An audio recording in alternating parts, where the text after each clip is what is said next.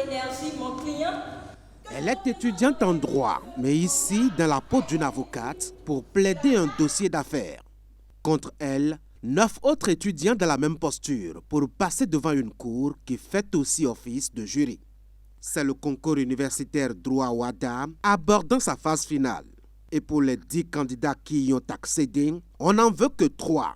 Les critères de sélection ont été bien ficelés et connus de tous.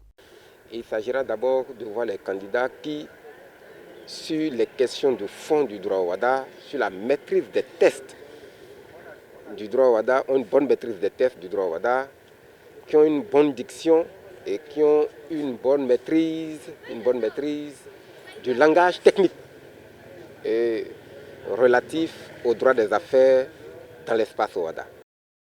Cette édition avait commencé en février dernier avec près de 300 candidats au départ. Une bonne première depuis l'instauration de cette compétition et qui témoigne du grand intérêt des étudiants. Cela s'explique bien en dehors des 3 places pour aller représenter le Bénin à N'Djamena au Tchad à la phase continentale au milieu du mois de septembre prochain. Il y a bien d'autres opportunités alléchantes les unes que les autres. C'est d'accompagner les étudiants qui, avec la nouvelle réforme que le gouvernement a instituée, on leur demande forcément d'avoir un stage académique. Donc avec les membres du barreau qui sont également partenaires de l'événement, également aussi la FADESP qui est également aussi partenaire de l'événement. On va les aider à trouver des stages académiques par exemple.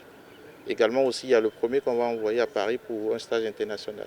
Derrière cette compétition, il y a la Fondation pour le droit africain, soutenue et accompagnée par la faculté de droit de l'université d'Abomey-Calavi, mais aussi par le barreau de Cotonou. Seulement voilà, les appuis de ces 2 côtés-là sont bien loin de répondre à toutes les charges. Il faut organiser le voyage pour minimum 4 personnes, on a juste 2 billets. Et là, à ce niveau, l'équipe est en difficulté. On a encore quelques étudiants qui n'ont pas encore de passeport. Donc forcément, on sait pouvoir compter sur l'engagement du chef de l'État, une personne qui est vraiment dévouée à la cause publique, qui s'intéresse aussi également aussi à révéler le Bénin de façon positive à l'étranger. Et à travers également aussi cette compétition, sera une manière également aussi de révéler le Bénin à l'international également. Le concours est en 2 phases, une première de plaidoirie et une seconde qui est écrite. Les organisateurs veulent en faire un tremplin pour la formation et l'amélioration de la qualité de la maîtrise du droit des affaires au Bénin.